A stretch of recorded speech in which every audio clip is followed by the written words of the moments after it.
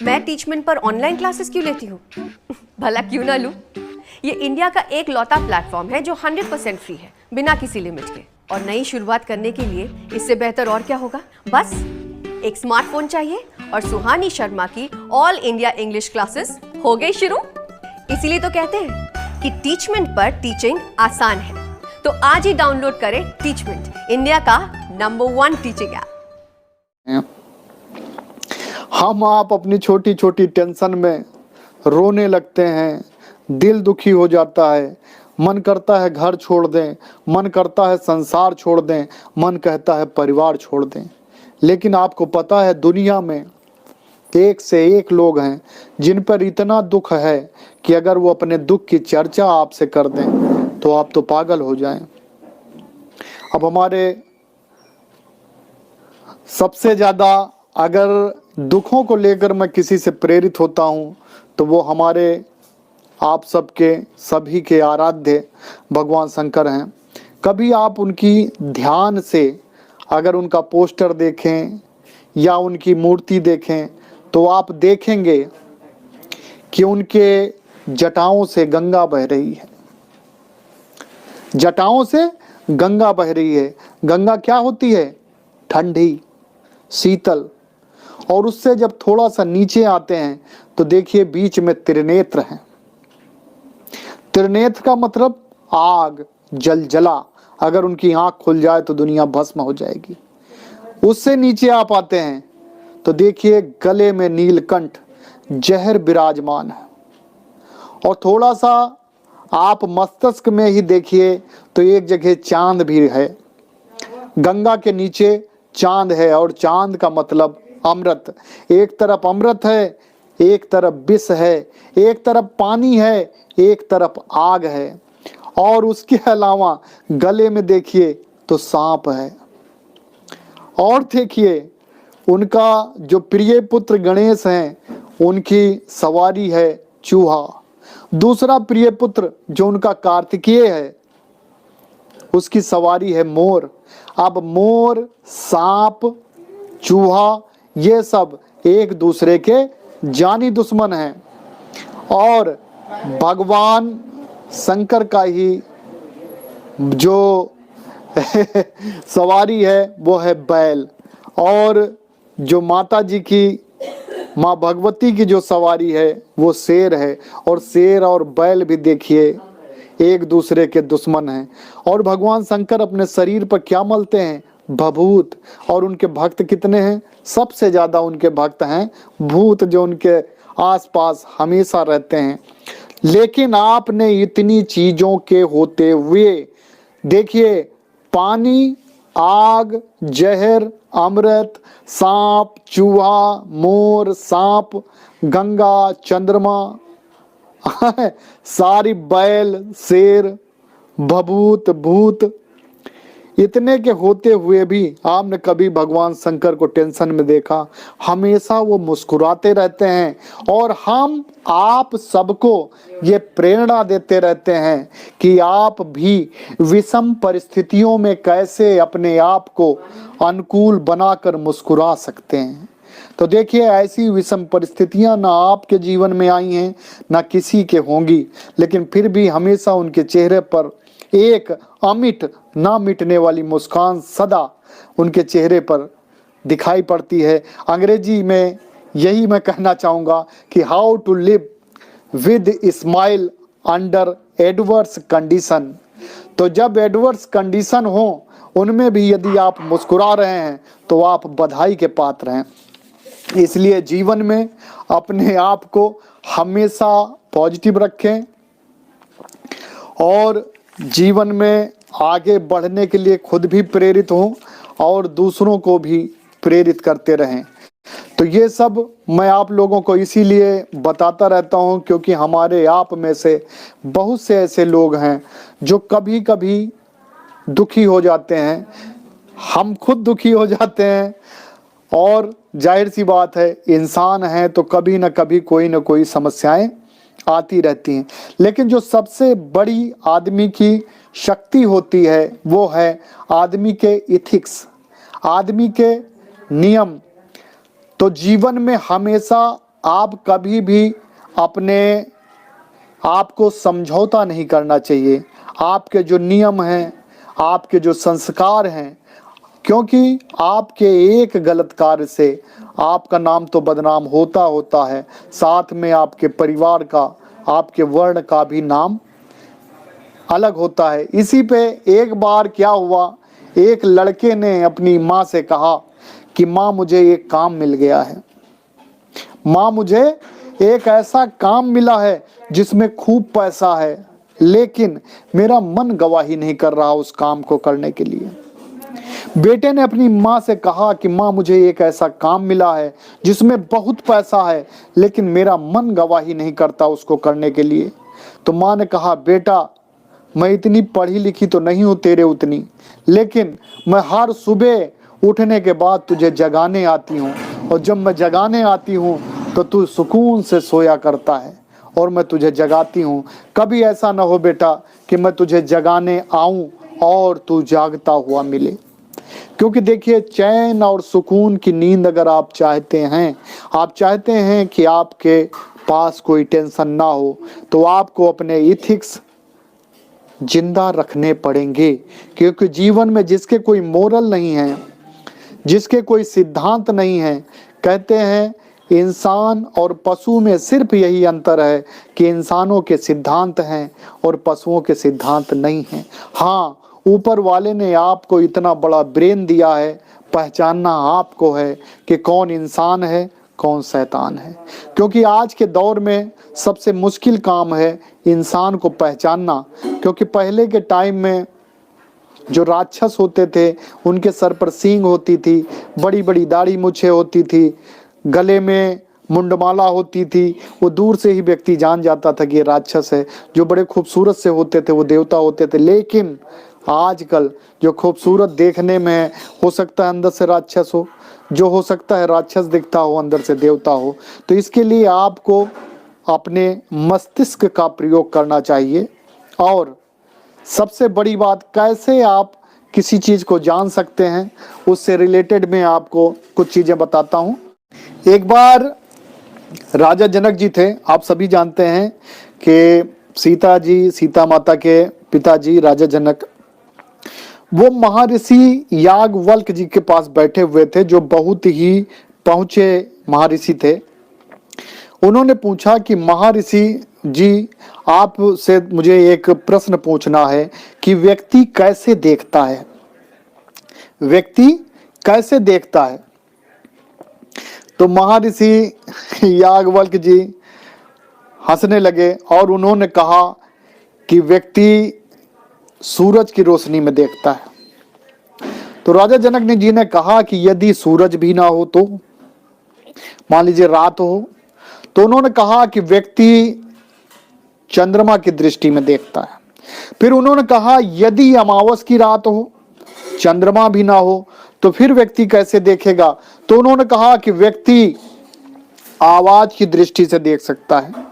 अगर आप बोलते हैं तो आपकी आवाज सुनकर व्यक्ति आप तक पहुंच सकता है। उन्होंने कहा यदि आवाज भी ना हो तब, तो उन्होंने कहा यदि आवाज भी ना हो, रोशनी भी ना हो, तो उस समय व्यक्ति अपनी आत्मा की नजर से देख सकता है। जीवन में आप देखिए, कोई कार्य अच्छा है, बुरा है, गलत है, सही है, दुनिया तो बाद में बताएगी, लेकिन आपकी आत्मा हमेशा कहती है कि देखो ये गलत है, ये सही है। मन आपको धोखा दे सकता है, दिल आपका धोखा दे सकता है, लेकिन आत्मा कभी धोखा नहीं देती। आत्मा हर गलत कार्य करने से पहले आपको एक बार रोकती है कि ये कार्य गलत है, इसे मत करें। क्योंकि आत्मा जो है वही हमारे शरीर को चलाती है। कहते हैं कि जो विशेष ज्ञान से भरपूर, जीवन ज्योति से भरपूर है, जो हृदय में विद्यमान है, अंतःकरण की ज्योति और सारे शरीर में विद्यमान है, वही आत्मा है। जब कहीं कुछ दिखाई नहीं देता तो आत्मा की ज्योति जीवन जगत को प्रकाशित करती है। जब कहीं से जवाब ना मिले, सवाल ना करना चाहिए, या नहीं तो यहीं से पूछना दिल पर हाथ रखकर जवाब मिल जाता है। जब आपको कुछ भी ना समझ में आए तो यूं दिल पर हाथ रखिए और एक बार सोचिए, दिल से पूछिए कि क्या ये चीज जो मैं करने जा रहा हूं या जो मैं कर रहा हूं वो सही है। तो कहते हैं कि आत्मा की आवाज कभी जो है झूठ नहीं बोलती है। तो इसलिए जीवन में अपने आप को पॉजिटिव रखें और किसी का भी मन न दुखाएं। देखिए, हम कई दिन से कहानियां आपको सुना रहे थे, कथा सुना रहे थे, तो आज हमने सोचा कि कुछ मन की व्यथा भी आपके साथ शेयर किया जाए। और ये जो हमारे इंडिया के शास्त्र हैं, रामायण, महाभारत, भगवत गीता, इनमें बहुत सी ऐसी चीजें हैं कि जिनको हम जितनी बार पढ़ेंगे कुछ ना कुछ उसमें निकलता जरूर है। और कहने वाले तो देखिए हर तरह के लोग हैं, उनको कुछ नहीं कहा जा सकता। लोग तो आप सोचिए, कुछ लोग तो ऐसे हैं, आप चाहे जितनी अच्छी बातें बताइए, चाहे जितनी अच्छी किताब उन्हें सुना दीजिए, लेकिन वो उसमें कभी भी वो खुश नहीं रहते हैं। तो जीवन में वो तो मक्खियों की तरह होते हैं, चाहे जितना सुंदर शरीर हो वो जाके वहीं बैठेंगे जहां पर घाव हो। तो ये जीवन में सभी के दर्द है और उस दर्द को आपको अपनी ताकत बनाना है, उस कमी के लिए आपको अपना टारगेट बनाना है। और जो लोग गुस्से वाले हैं उनसे भी कहना है कि आप अपने गुस्से को, अपनी जिद को अपनी ताकत बनाएं और उसको एक पॉजिटिव बनाकर, एक टारगेट बनाकर उस दिशा में जाएं और करें कार्य। ऊपर वाला आपको जरूर सफल करेगा। कहते हैं कि क्या खाक मजा है जीने में जब कोई दर्द ना हो सीने में। जीवन में हर आदमी के जीवन में दर्द है, बस जरूरत यह है कि उस दर्द को आप कैसे अपने लिए हथियार की तरह प्रयोग करते हैं। आप कोई ना कोई जीवन में आपके ऐसी कमी होगी जिसे आप पूरा करना चाहते होंगे, लेकिन वो किन्हीं कारणों से नहीं हो पाती। और 90% चीज़ें ऐसी हैं कि जब आपको कामयाबी मिलती है तो वो पूरे हो जाते हैं। कहते हैं कामयाबी तक पहुंचने वाले रास्ते भले टेढ़े मेढ़े हों, लेकिन जिस दिन आप कामयाबी पर पहुंच जाएंगे सारे रास्ते सीधे नजर आते हैं। तो चलते हैं कहानी की ओर। कहते हैं कर्म फल तो भोगना ही पड़ेगा। अगर आपसे गलत कर्म हुए हैं तो उन्हें भोगना पड़ेगा। कभी भी और किसी भी हालत में आप चाहें कि उससे फुर्सत मिल जाए तो ऐसा संभव नहीं है। इसलिए सभी से निवेदन है कि अच्छे कार्य करते रहें, कोई भी ऐसा कार्य ना करें जिससे किसी का दिल दुखे, क्योंकि कहते हैं दुखते दिल से जो हाय निकलती है वो जरूर किसी न किसी रूप में आदमी को कष्ट देती है। इसी से रिलेटेड मैं आपको कहानी बताता हूँ। एक बार हुआ ये कि एक दुकानदार था।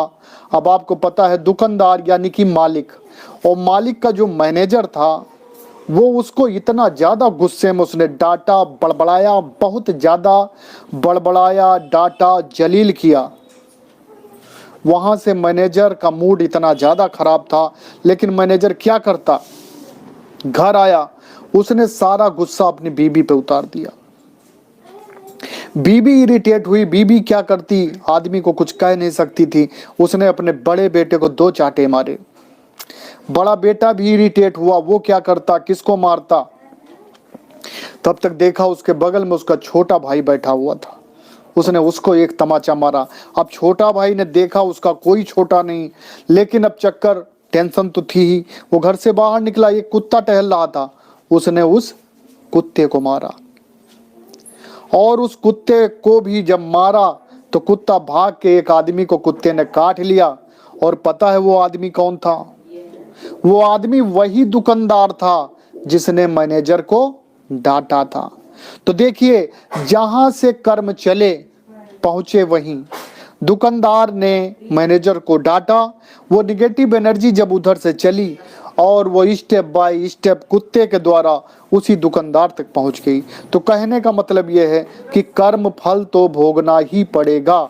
इसलिए कोई भी गलत कार्य करने से पहले, किसी का भी हृदय दुखाने से पहले, किसी को भी कष्ट पहुंचाने से पहले विशेष ध्यान रखें। एक बार क्या हुआ कि एक बहुत सुंदर सा फल लगा हुआ था। तो क्या हुआ, आंख ने फल देखा। जब आंख ने फल देखा तो आंखों में लालसा जगी। लेकिन अब क्या होता कि आंखें तो फल तोड़ नहीं सकती थी। फल की तरफ पैर अपने आप बढ़ चले, लेकिन पैर फल तोड़ नहीं सकते थे।